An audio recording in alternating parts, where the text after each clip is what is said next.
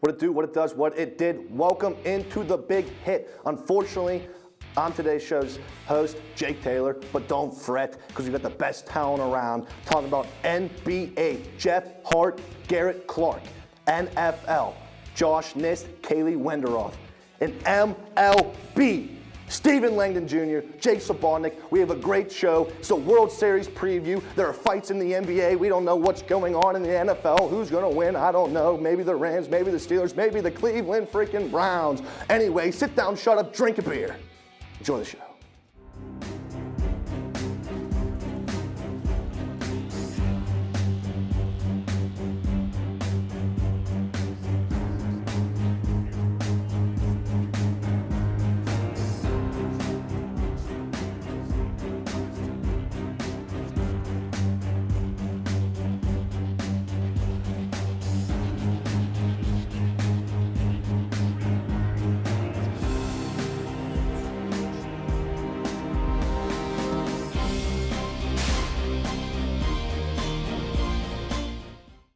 Welcome back in here to the big hit. Here to talk about NBA with Jeff Hart, Garrett Clark. How are you guys doing today? Good. Feeling great. Good. So am I. I'm glad to hear it. And the headline this week in the NBA has been the Lakers-Rockets skirmish, ending with Brandon Ingram, Chris Paul, and Rajon Rondo all receiving multiple game suspensions. How will this affect both teams moving forward these next few games? Well, as far as who I side with on this whole skirmish, I have to go with the Rockets because I'm not even going to get into the whole Chris Paul and Rajon Rondo bit. Those two players have had a beef for most of their career. I think it was very classless by Rondo. However, my problem lies within Brandon Ingram. I think what he did in that series of events was absolutely classless, tasteless, and I think it's disgusting. It doesn't represent well for the sport. In case you haven't seen the replay, Ingram proceeds to shove Harden after an easy layup, and then after being called for a foul, then gets in the face of an official who is twice his age and half his size. I think that's just a bully move. It's disgusting, and especially when you have a team that is so laden with just potential, to be wasting it on stupid fouls like that, I think is beyond ridiculous. Yeah, but at the same time, I feel like Ingram is someone that you want. He's being loyal there somewhat, even though probably wasn't in the right. But Rondo, like, even though Ingram probably didn't know what was going on, he was trying to defend his teammate no matter what, which I respect, honestly, because any player actually that defends their teammates should be respected to an extent, even though he probably was in the wrong in that chance. I don't necessarily disagree with you on that. I'm of the belief that you should always back your team. You have your teammates back. I mean, LeBron has that famous quote, "You wait for your brother to pick you up," and I think that's a very true quote in sports, and I think a lot of people will agree with that. However, I'm more mad at Ingram for the fact that he unnecessarily got in Harden's face and then the face of an official. To me, it's really classless. Yeah. Like, you have no beef with the official. No. There's no need for it in the sport. It's unwarranted. No, but I know a lot of people were giving LeBron criticism for trying to get Chris Paul out of the way whenever that was going on, because he should be confronting his teammates or being with them instead of just being with Chris Paul. Yeah, because he's friends with Chris Paul. Yeah. Well, and I actually want to hit on that. I think that's a great point. Chris Paul, I have no question of his character. He's obviously a good guy. He is the head of the Players Association for the sport, so he obviously serves some purpose as a role model for the sport. Do you know that they're godfathers to each other's children? I think LeBron's trying to set an example more as a man, because I think there's a certain point where team does become second to, like, your humanity. You need to set example for your kids that, like, hey, I got you. He's your godfather. I need to take care of him. Because LeBron, I don't see anything wrong with that, because LeBron was just trying to stop the fight. Now, if he started fighting Ingram or one of the players, that'd be a different story. But if he's just trying to break it up, I don't see the harm. Yeah, but at the same time, I don't know how true it is, but I seen Rondo actually saying, like, everyone thinks Chris Paul is a good guy, but he's not actually, like, in behind the scenes or something. Yeah, Rondo was going off about that on social media. Yeah, and there was actually some players saying that played with both Rondo and Chris Paul, that Chris Paul was worse than Rondo as a teammate. It's interesting because we're not there, we're not seeing what's actually going on. No. Yeah, we're just getting their point of view from it, so it's kind of hard for us to like a real. And no one's in the locker room to know what's going on in the locker room. You don't have media in there too often, but not enough like that they see like, oh, Chris Paul's hurting someone or doing something that isn't what a teammate should do and all that. All right. All eyes have been on star guard Jimmy Butler to start this season. Due to his request to be traded, and after being booed by fans, Butler put up over 30 points and 7 rebounds. Do you think Butler will keep up this level of play even if he is not traded, and how will the team chemistry be going forward? I think it's kind of wrong to say, can he keep this level of play up?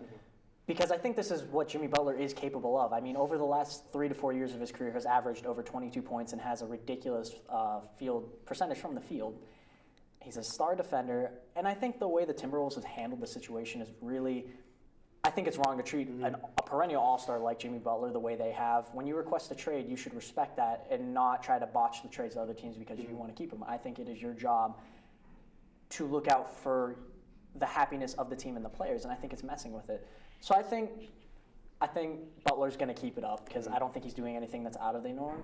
As far as chemistry, it's already affected. As long as Butler is on that team, the chemistry's going to be off. Because when you look at the stats, Karl Anthony Towns averaged less than 10 points in the 2 games that he played with Butler, but in the 1 game that he played without him, 33 points. So I think the stats speak for themselves when you look at when he's with Butler versus without.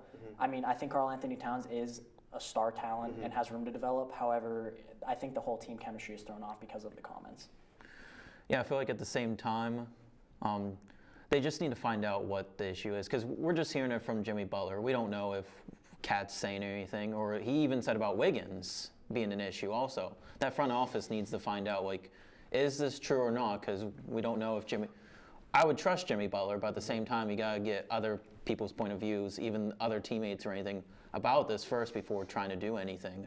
But like you said, you got to respect Jimmy Butler for wanting to be traded. That's the first priority. You got to make sure everyone's happy, not just one person or anything like that. Absolutely, and I want to add one thing.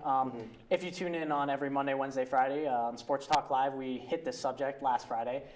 Tune in, 90.1.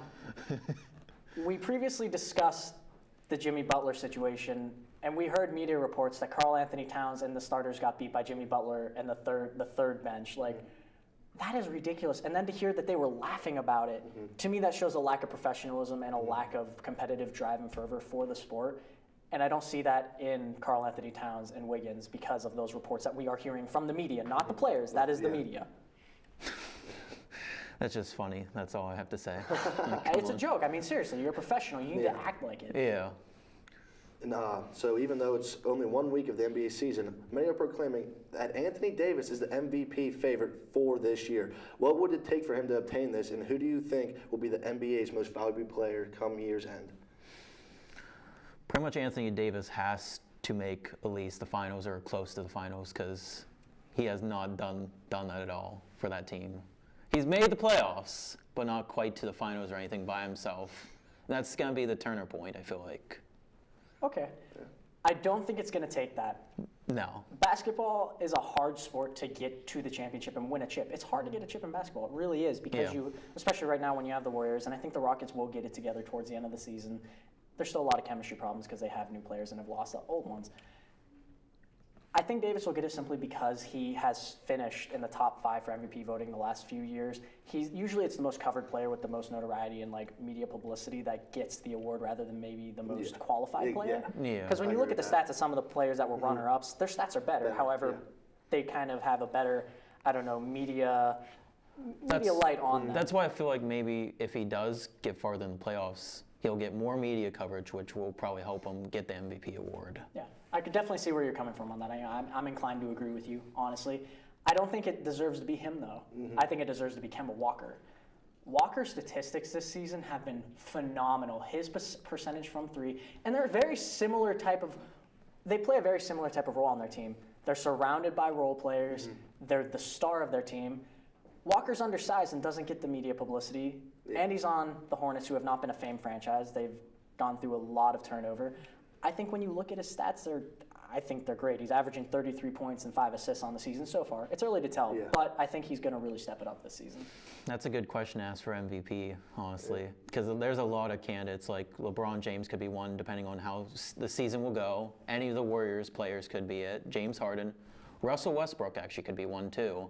And you can't count out everyone in the East, like Kawhi Leonard. Giannis could step up this year. Yeah, Giannis could. Yeah, and even Whoever gets the most media attention really is what comes down to. Yeah. Honestly, it's a popularity contest. it And is I don't think Kemba's going to get it, but I think Yeah. he deserves it at this point in the game unless something major changes. I agree with that. Shout out to Brad O'Hara. However, he actually did call that an STL that Kemba Walker was going to have a season to go out and retire on. He said this was going to be his last year and he's going to be an MVP candidate. After a thrilling opening weekend of NBA action, what team has had the most surprising start? I gotta say, with my Lakers, they're just sucking right now. It's sad. 0-4, and they said like LeBron's first 0-4 since like 2004, I think it was, and it's just sad. I want to say I'm shocked. I'm not. Simply because when you throw together a group of guys who have never played together, I think the Lakers really are struggling right now with their identity. I don't know. They can't pick a direction because they're struggling between throwing in the lineup of the experienced players like Rondo, Beasley, McGee, Stevenson, or the young guys like Kuzma, Ingram. Yeah.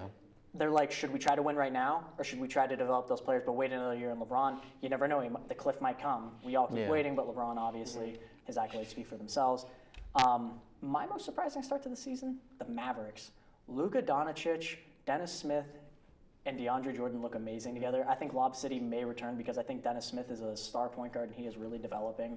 And I think combined with the leadership of Dirk Nowitzki, they're only going to get better from here because especially with Doncic and Dennis Smith Jr. being young and with room to develop, I think the ceiling's through the roof for them.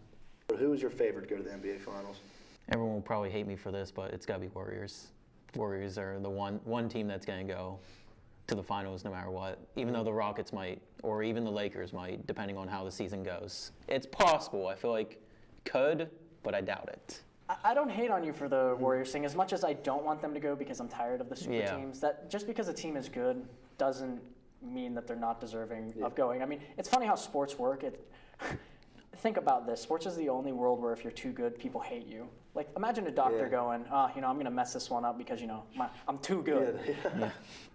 I think it's the Warriors, honestly, just because they haven't made much change. They only added DeMarcus Cousins, and the way the Rockets have looked, which was their main competition last year, they still have a lot of chemistry to overcome, and their sneaky defense was what helped them last year, and I think Melo really doesn't have that element of defense. He has a step up from Trevor Ariza in his offense, but I think no one really stands in their way this year as major contenders. And the East is just, it's going to be either Celtics or Raptors or even the Bucks. I've been very surprised with the Raptors start this season, honestly. I didn't think the chemistry between Kawhi and Kyle Lowry would be as strong as it has been so far. But I feel like at the same time, Kawhi is happy in Toronto. You've seen him. He laughed for once, and you don't see that at all in his first week. Yeah, that was an awkward sight. Yeah, we'll be laughing for the next. How many more games there are to the NBA season? Because it's a long season. So, I mean, your picks better be right now because we can be laughing at us next year when we come back and you can say as you told us. So, thank you, Jeff. Thank you, Garrett. Tune back into NFL after this with Kaylee Wenderoth and Josh Nist. Hello, everyone. I hope you enjoyed that NBA segment. And I hope you're sitting down, shutting up, and drinking a beer for this NFL segment. We have Josh Nist, Kaylee Wenderoth to talk about all things pro football. So, guys, the Los Angeles Chargers are 5-2 following a close victory over the Titans this week. Do you think the Chargers have what it takes to earn a playoff spot and give Phillip Rivers a chance at his first ever championship? I'm going to go like yes or no. I think they've been a very hot and cold team throughout the years, going 9-7, 3 out of the last 5 years, only going to the playoffs one time. So I think it's very unlikely, but I do think they have a chance. I mean, they're off to a good start, 5-2, with their only 2 losses to the top 2 teams in the NFL. So I think if it's going to be any year, it's going to be this one. Yeah, I agree. Definitely playoff spot. I think there's no doubt about that. Phillip Rivers, he's staying consistent. He's not gonna, freeze up like, the end of the season. Playoff spot, yes. Championship, iffy on that one. And the reason I say that because the other team in LA, the Rams, they might have their number. They might, you're right. So the Jacksonville Jaguars are in disarray after losing their 3rd straight game this week to the Texans. This team looks nothing like the one we saw nearly beat New England in last year's AFC Championship. How can the Jags right the ship, Josh? Well, I think everyone knows the answer, and that's fix the offense. Blake Bortles, they took him out, and for obvious reasons, he's just not a good quarterback. They need a solid quarterback. They need a good group on offense to just get the job done. Defense, they do all they can. They're getting frustrated with each other, and rightfully so. Like, they're doing their part. They expect the offense to do their part, too. Yeah, it's like you have no idea what happened because they looked really strong in the AFC Championship last year and against the Pats. I mean, Blake Bortles was looking impressive, but I think the key to a Super Bowl winning team is to have that franchise quarterback, which I don't think Blake Bortles is. I kind of like the theory, or at least the idea of them trading for Eli Manning, because obviously, like we all know, like he hasn't been looking that sharp. But I think if he gets a fresh start, like in a new team, it could give him his chance to prove that he's the guy for the job. Another team that stinks, Philadelphia, dropped to 3-4 after Sunday's loss to the Panthers. Do the defending champs have a shot to contend in a relatively weak NFC East? I mean, yeah, when you have the Redskins, Dallas, and the Giants, you're gonna have a shot to contend. Let's be real. The fact is, I think that's all they're going to go is just be on top of their division. I don't see they're nearly they're shadow of the team they were last season. Carson Wentz, he's not producing the same as he was last season, and I mean, like, there's not much you can say about it. They're just lacking. They're just not the same team. Yeah, I mean, the Eagles gave up a 17-point lead in the fourth quarter, and that's not a championship team. And with them being 3-4, I don't really think they have a chance. I mean, I think the only reason they make it to the playoffs is because their division is so weak. I think the only struggle, if they had one, would be the Redskins. So I think that'd be the one team that they'd have to get past if they wanted to make it to the playoffs this year. And you just saw Amari Cooper get traded to the Dallas Cowboys, so maybe that adds the threat through the air that the Cowboys need to be pushed over in that division. I'm not sure. I don't think Philadelphia can do it. I'm excited to see them fail. The AFC North, Pittsburgh Steelers, saw all three of its teams in action lose on Sunday, giving the Steelers the division lead during their bye week. Now that Pittsburgh has won 2 straight in 3 of their last 4 games, will anyone else be able to set up and take the division lead back from the Pittsburgh Steelers? I don't think so. I think Ravens and Bengals, they're on the climb. They had their fun, whatever, in the beginning of the season, especially Bengals. Browns, they're going to be the Browns, nothing to worry about. Steelers, I think they're back. Big Ben, I think everything's starting to mix together. Mm-hmm. James Conner, he's really been explosive. He's been a key part of the Steelers offense. And I mean, it's hard to say. Yeah, it is hard. Every time the Bengals make it to the playoffs, it's like they immediately choke. Yeah. So it's like, are there odds that bad it's going to happen to them again? I mean, like maybe. I mean, the Ravens always sneak in and they cause some damage. Mm-hmm. The Steelers, they're symbolic. I think I can't speak. The division's pretty like wide open. I think that'll be exciting to see them play later on in the season because I think if there's anyone that could take them down, it could be the Bengals. So. Yeah, I'm excited to see it because I think the Steelers are playing real well. I think Juju Smith is a low-key MVP. Yeah, MVP of that team. I really think he's stepping up and trying to carry what Antonio Brown has been unable to since he is double and triple covered every time. I think though that it goes to Big Ben. The team goes as far as Big Ben can take the team. So I'm excited to see that. Them, Andy Dalton, Joe Flacco, see Baker Mayfield maybe sneaking in there. So that's going to be exciting to see as the season rolls on. And one more quick question: will the Rams finish the season undefeated? Yes, I think they will. And the reason that there's overall just a solid team. Like Flaws. No flaws. Todd Gurley, Jared Goff. I mean, offense is just taking over. Defense, they're getting the job done. The only thing I have to worry about is Patrick Mahomes, the Chiefs. Yeah. I think there's the big obstacle. If they can beat them, I think they're going to be golden this season, regular season. Yeah, I agree. I think their only bump in the road, if there would be one, would be the Chiefs in Week 11 because their offensive is like firepower and their defense is finally catching up. So, and also the thing is that like there's a blueprint to beat the Chiefs, but there's not one yet to beat the Rams. So yeah, I think Week 11 with the Chiefs could be like their only issue. Yeah, I'm excited to watch it too. I think that the Rams, I said this earlier, that they were going to go undefeated, so I just want to be right like I am usually, you know what I mean, huh? All right, well, thank you, Josh. Thank you, Kaylee. And I hope you guys are excited for up next because we have World Series preview with Jake Slobodnik and Stephen Langdon Jr. Boston Red Sox against the Los Angeles Dodgers. Here to talk about it all, Jake Slobodnik, Stephen Langdon Jr. I know you guys are both excited for it, so let's just get right into it. The Dodgers come into this World Series with the biggest chip on their shoulder after losing at home in Game 7 last year to the Houston Astros. Will history repeat itself, or will the Dodgers overcome baseball's most difficult team this year? I think the Dodgers will have a repeat season of last year.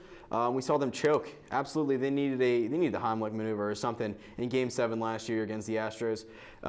Red Sox, if anything, are more of a competitor than the Astros are this year. Having over 100 wins, more wins than the Astros. The Red Sox have more offensive tools, and I don't think they can match up to what the Dodgers have in store. Granted, Dodgers do have Clayton Kershaw. It's only so far. We've seen a lot of offensive production from both teams, especially the Boston Red Sox. I'm looking forward to it. I'm going to say right now I think the Dodgers are going to choke. I don't think that the Dodgers are going to choke this year. I think that they have a fantastic pitching staff. They have Kershaw, probably one of the best pitchers of all time. And then you got Ryu, who's pitching game 2. Maybe the biggest question mark as far as their starting rotation goes. But then you have a fantastic starting lineup. You got Yasiel Puig, who's killing it, to say the least. You got Cody Bellinger. And then, but looking down the Red Sox, they have major question marks. They have David Price. He's had a terrible postseason once again. You got Chris Sale, who's a question mark. He was in the hospital last week, so I don't know what the whole story on him is going to be. And then you also got players in the lineup that are just big question marks the entire postseason. You got Betts, who's just fallen apart in this postseason, only batting about 205 around there. And then you got Benintendi, who's also not doing too great. And I think when you have two of your best hitters, but two of your best young hitters who are struggling, I think that's going to be a big problem moving forward. Well, here's my thing. You know, you mentioned Mookie Betts struggling in the World Series or in the postseason so far. That just leads up for a comeback story from him. I just think Mookie Betts is going to rise up to the occasion in this one. As for Andrew Benintendi, sticks don't matter if you can flash the leather on the field, which he's done. You know, he saved, I think, a few runs from the Astros, which could have potentially knocked them out of the postseason contention. However, if it wasn't for Benintendi's diving catch, I think it was in Game 6 of the ALCS, the Red Sox probably wouldn't be in the position they are today. Yeah, Mookie Betts, he's one of those players that he can flash at any moment, and when he gets hot, he's hot. And I think that's one of the things about the Dodgers is that they have so many players that are so clutch, but then it's either they're going to be a boom or a bust. So I have to see after those first 2 games, but going into the series, I just feel as though the Dodgers have the advantage as far as overall staff. And quite honestly, that's what makes this game exciting.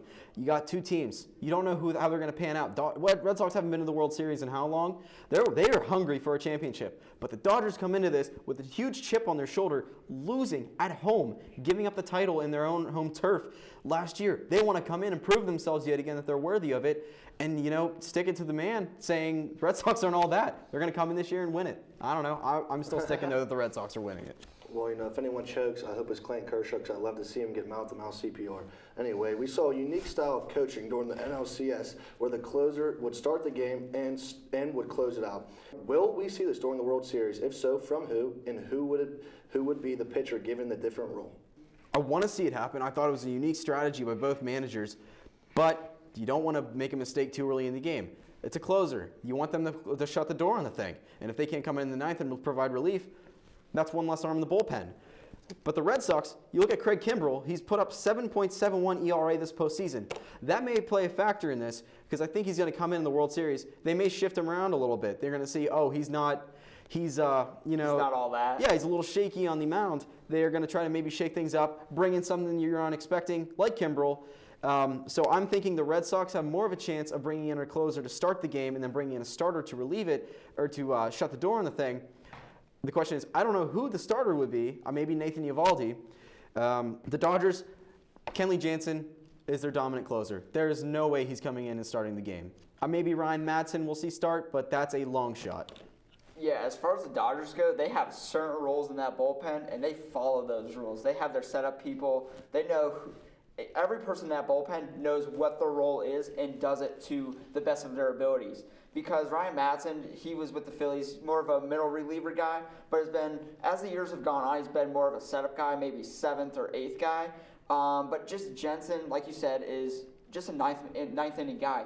He might have maybe a 4-out save once in a while, but as far as overall ability, I think he's going to be a 3-out save, and then that's it. As far as Craig Kimbrell goes, you hit it on the nose again. He could pitch as long as he needs to.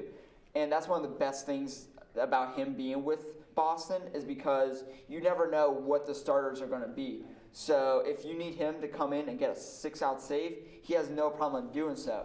The ERA worries me a little bit, but I think that you have to overlook it just because of his overall ability. He's, in my opinion, the best closer in the game, and that's that. He has been for years. We saw when he was with the Atlanta Braves, and now he's with the Boston Red Sox, one of baseball's top team in my opinion.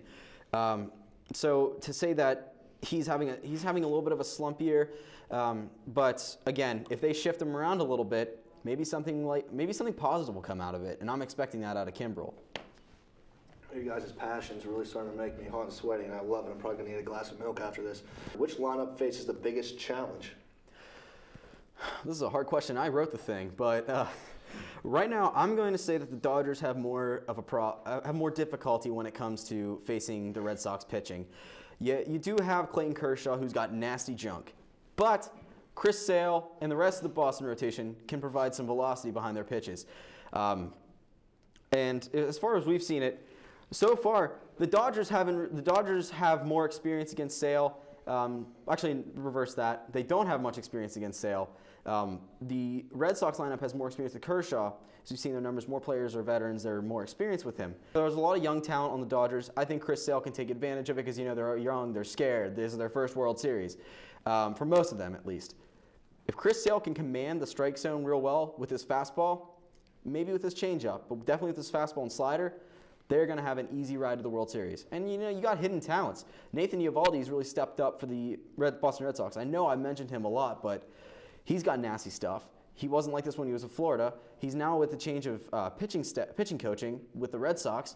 He looks a lot stronger this year. I'm going to go with the Red Sox having the tougher matchup just because like I said, Kershaw, one of the best pitchers maybe of all time, and his stuff is nasty. That curveball that he has it's one of the best I've ever seen. And just overall, I think Boston, they're one of those teams that they get hot, but then they'll have a game that there's just nothing there. And I think that Kershaw is going to prevent Boston from getting any runs whatsoever. I think it's going to be Kershaw pitching, I would say about 6 innings, because you want to save his arm. He's probably going to go maybe 3 days rest, maybe 4. Maybe, yeah. But yeah, he's definitely going to be pitching more than once in this series. So you want to save his arm. But I just think that overall, Kershaw is the better pitcher in this matchup. My take on Kershaw, he's got nasty pitches, but I'm going to say this. I farted earlier, and that thing was nastier than Kershaw's arm. I'm saying that right now. Speaking of arms, JT Martinez and Rafael Devers of the Bo Sox coming to the game with a combined .667 batting average. And Yasiel Puig and Cody Bellinger enter the series being a major power duo. Which team has the advantage in hitting? Definitely the Red Sox. I know I'm homering them so hard in this, but you got Rafael Devers and JD Martinez, as you said, with a .667 batting average coming into this game. They also got major power threats. We've seen Mookie Betts and Xander Bogaerts stay on the lower side of the radar, but that sets them up for a bigger postseason push. I think they're going to come into this, Mookie Betts and Xander Bogaerts, both going to put up some major home runs. They're going to be the difference makers in this, despite being cold starting off the postseason. As for Rafael and JD, they're going to keep the momentum going forward. Rafael Devers, he's been a hidden talent so far. We didn't really see much of him during the regular season. And now the postseason's here, we've seen him light up the numbers. And this is where it really matters, so I think Rafael has more of an edge. So definitely the Red Sox have more of an upper hand going into this. I love JD Martinez. He's a fantastic player, probably one of the better hitters, and definitely one of the best hitters this season, no doubt. But as far as the Dodgers go, Yasiel Puig and Bellinger, just too inconsistent for me. Yasiel Puig and Bellinger are fantastic hitters, don't get me wrong, just that they're more of clutch players. They'll be late in the game, they'll give you that key hit or key home run in about the 7th or 8th inning, and JD Martinez and players like Mookie Betts and players like them, they're going to give you runs throughout the entire game. I think that overall the Red Sox have the better hitting in this case, but don't sleep on Yasiel Puig. And you guys are coming swinging for the fences, and this is the biggest question of them all. Who's going to win the World Series? Jake. I know I was talking about the Red Sox a lot in this, but that's just my numbers. I'm going to go with my gut feeling. I think Dodgers are going to pull it out. I know I've been saying the Red Sox this entire time, but the Dodgers are going to win it. They have a lot of chips on their shoulders. They got a lot of edge. I'm going to say Clayton Kershaw is going to win the World Series MVP. I don't know if he's going to toss a no-hitter, but I'm certain he's going to do that. I just contradicted myself, but oh well. Throughout the entire playoffs, I've been saying that the Red Sox were going to win it, and I'm going to stick with my gut. I'm going to say Red Sox in 7, and I'm going to say that Benintendi is the MVP of that series. I just feel like Benintendi's going to break out. I'm going to say he has a 400 batting average in this World Series.